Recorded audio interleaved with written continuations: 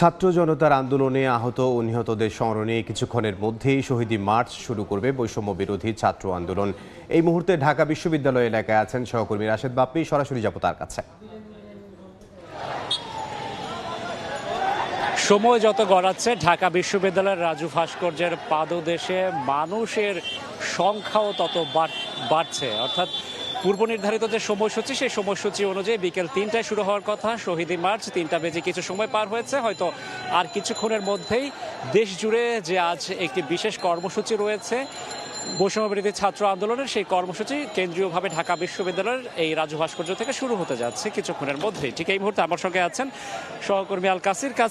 যে পূর্ব নির্ধারিত সময় বিকেল ৩টা বেজে কিছু সময় পার হয়েছে, এবং আমি যেটি বলছিলাম যে সময় যত গড়াচ্ছে মানুষের সংখ্যা কিন্তু সেটি বাড়ছে। এবং আমরা যদি ৫ আগস্টের সঙ্গে ৫ সেপ্টেম্বরের তুলনা করি, সেক্ষেত্রে আগস্টে যেমন ছাত্র জনতা মিলেমিশে একাকার হয়ে গিয়েছিল, আজকেও কিন্তু আমরা সেই একই অবস্থা দেখতে পাচ্ছি।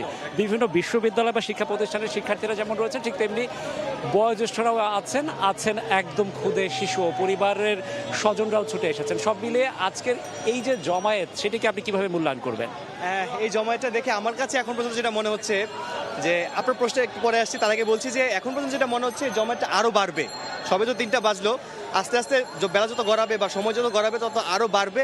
এবং আপনি যেটা বলছিলেন যে বিভিন্ন বয়সের একদম ছাত্র থেকে শুরু করে আমরা দেখলাম যে বৈষম্য বিরোধী শিক্ষক সমাজ তারা ব্যানার নিয়ে এখানে চলে এসেছেন, এবং আরও অনেক শ্রেণী পেশার মানুষ এখানে চলে এসেছেন। এই জমায়েতটা নিয়ে যদি একটু বলতে চাই, তাহলে বলবো এই যে জমায়েতটা, সেটা যারা মারা গিয়েছিলেন, যারা শহীদ হয়েছিলেন, তাদের যারা স্লোগান দিয়ে তারা কিন্তু বলছেন যে শহীদের রক্ত বৃথা যেতে দেব না। আসলেই ঠিক, শহীদের রক্ত যেন বৃথা না যায় সেজন্যই কিন্তু আজকের এই জমায়েত, এবং এই জমায়েতটা বাড়ছে।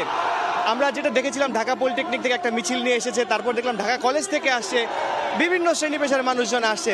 এবং আপনি এখন যেই পরিবেশটা দেখতে পাচ্ছেন, যে পতাকা উঠছে, পতাকা নাড়ানো হচ্ছে, এইটা দেখেই বোঝা যায় যে দেশের প্রতি আমাদের কতটুকু প্রেম বা কতটুকু। কাসির, এই যে বৈষম্য বিরোধী শিক্ষার্থীদের যে আন্দোলন, যে কোটা সংস্কার আন্দোলন, যেটি এক দফায় গিয়ে রূপ নিয়েছিল, সব আন্দোলনের পুরো আন্দোলন জুড়ে সব থেকে বেশি গুরুত্বপূর্ণ বা বৈচিত্র্যময় বিষয়টি ছিল পতাকা। লাল সবুজের পতাকা কাঁধে, বুকে, মাথায় বেঁধে, হাতে নিয়ে মানুষ আন্দোলন করেছিলেন। আজকেও ঠিক একই পরিস্থিতি, একই অবস্থা আমরা দেখতে পাচ্ছি, অর্থাৎ পতাকার প্রতি যে ভালোবাসা মানুষের।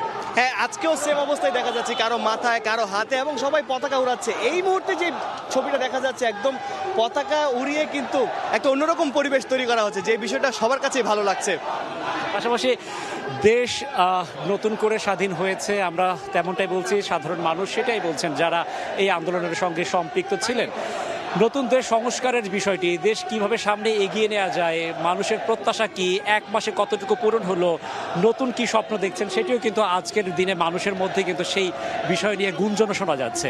একদম, এর আগেও যেটা বলেছিলাম যে সবাই মিলে কাজ করার জন্য, দেশ গড়ার জন্য সবাই মিলে কাজ করছে। আমরা ছাত্রদের সমন্বয়ে বিভিন্ন অভিযান দেখেছি, বিভিন্ন টিম সমন্বয় করে কাজ করছে, বিভিন্ন জায়গায় তারা কাজ করছে। ঘুষ এবং দুর্নীতির বিরুদ্ধে তারা অলরেডি আওয়াজ তুলেছে, তারা বলছে যেখানে ঘুষ সেখানেই ঘুষি, এরকম কথা বলছে।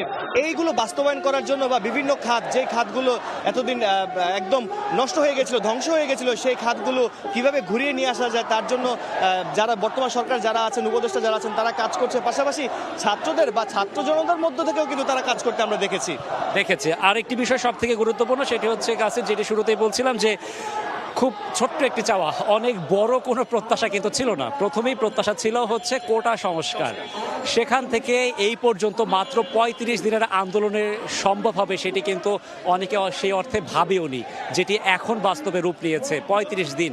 এবং পাশাপাশি শিক্ষার্থীরা কিন্তু আগস্ট মাসকে প্রলম্বিত করেছে, দীর্ঘায়িত করেছে। তারা কিন্তু আমরা দেখেছি জুলাই মাসকে প্রলম্বিত করেছে, এবং তারা বলেছে ৩৫ জুলাই।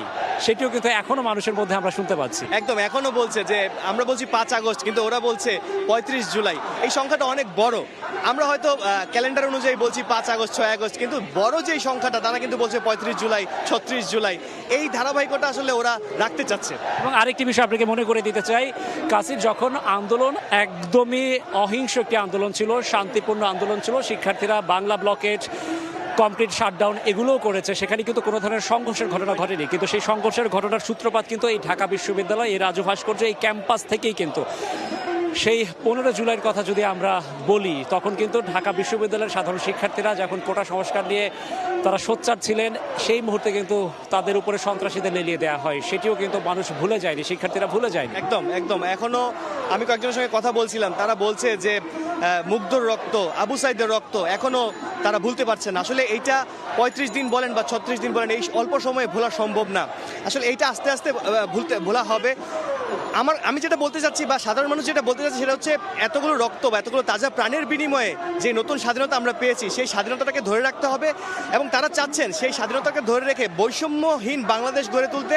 তারা বলছেন বাংলাদেশ সাম্যের হবে, মর্যাদার হবে, মানবিকতার হবে। মানবিকতার হবে। পাশাপাশি আমি বলবো যে মানুষ ভুলে যায় না। আমরা যদি গ্রাফিতির দিকে তাকাই, দেয়াল চিত্রের দিকে তাকাই, সেখানেই দেখব আমরা এই যে নতুন প্রজন্ম বা আমরা যখন বলি যে একটি ঘটনা দিয়ে সরকার আরেকটি ঘটনাকে চাপা দেয়, ধামা চাপা দেয়, সেটিও কিন্তু নেই। দেয়াল চিত্রে সব কিছুই কিন্তু ফুটে উঠেছে। আরেকটু জানিয়ে রাখি যে রাজু ভাস্কর্য থেকে যে শহীদ মার্চ যেটি শুরু হবে, সেটি রাজু ভাস্কর্য হয়ে নীলক্ষেত, এরপর সায়েন্স ল্যাব, এরপর কলাবাগান, সংসদ ভবন, ফার্মগেট, কারওয়ান বাজার, শাহবাগ হয়ে আবার রাজু ভাস্কর্য হয়ে শহীদ মিনারে গিয়ে শেষ হবে।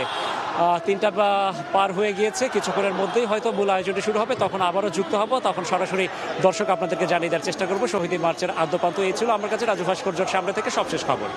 বাপি, আপনাকে ধন্যবাদ।